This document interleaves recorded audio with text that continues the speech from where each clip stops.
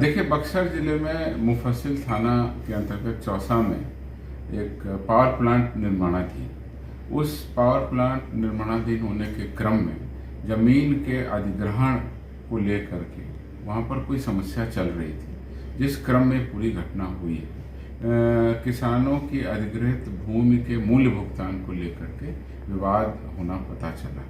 इस संबंध में मेरे पास जो जानकारी है, इसमें पहला कांड अंचलाधिकारी चौसा के आवेदन पर 10 तारीख को दर्ज किया गया।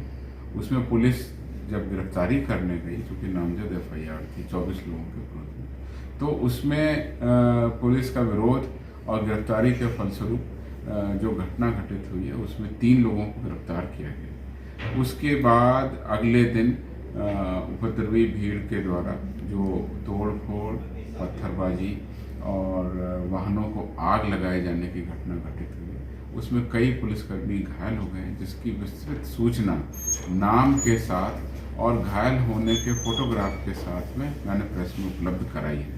और उसमें जो अलग अलग कांड अभी तक हुए हैं वो ब्यौरा मेरे पास में आया, मैं आपको बता देता हूँ।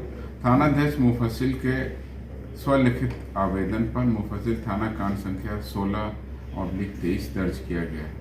इसमें 3 नामजद और 6-7 अज्ञात के विरुद्ध में जो दर्ज हुआ है। दूसरा है अंचलाधिकारी चौसा के आवेदन पर मुफस्सिल थाना कांड संख्या 17/23, इसमें 39 नामजद है और 300 से 400 अज्ञात के विरुद्ध दर्ज किया गया। इसमें षड्यंत्र की धारा भी लगी हुई है, तो पुलिस यह जांच करेगी कि यह उपद्रव किस षड्यंत्र और किस घटनाक्रम के तहत किया गया।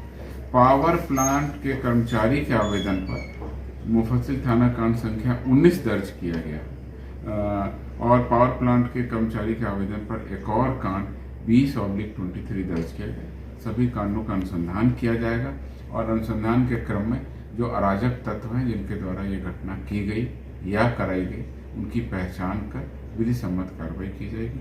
वर्तमान में वहाँ पर बल और दंडाधिकारी की प्रतिनियुक्ति है।